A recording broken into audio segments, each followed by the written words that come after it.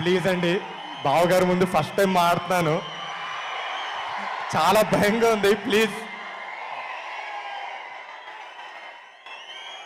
Thank you అండి. ఈరోజు అందరు వచ్చారు మా ఈవెంట్కి. Thank you so much.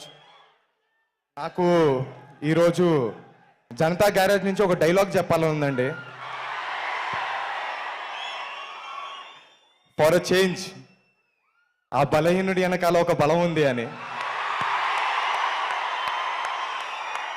నాకు ఈ మాట ఊరికే చెప్పట్లేదండి. నేను ఇందాక రామ్ చెప్పినట్టు, సంగీత్ చెప్పినట్టు, మేము మ్యాచ్ సినిమా షూటింగ్ అయిపోయిందండి, ప్రమోషన్స్ చేస్తూ ఉన్నాం. కానీ ఎటువంటి బజ్ లేదు మార్కెట్లో. ఆ టైంలో బావగారు ఒక ట్రైలర్ లాంచ్ చేశారండి. కావాల్సినంత బజ్ వచ్చింది, మా సినిమాకి జనాలు వచ్చారు.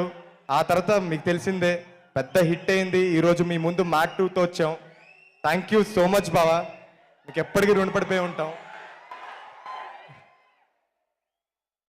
అలానే బావగారు సినిమా చూసిన తర్వాత నాకు ఒక మాట చెప్పారండి, ఈసారి ఈజ్ బాగా పెరిగిందిరా నీలో యాక్టింగ్లో అని. థ్యాంక్ యూ సో మచ్ బావా. ఆ ఈజ్కి కారణం మా డైరెక్టరే బావా. ఎందుకంటే ఆయన ఎప్పుడు డైరెక్టర్గా లేరు, సెట్ పైన ఒక ఫ్రెండ్గా, ఒక మెంటర్గా ఉన్నారు. దాంతోపాటు ఒక వండర్ఫుల్ కో యాక్టర్స్ ఉన్నారు నా పక్కన, ఎప్పుడు ఫ్రెండ్స్గా.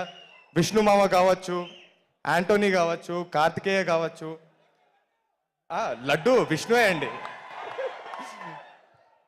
సత్యం రాజేష్ గారు, థ్యాంక్ యూ సో మచ్.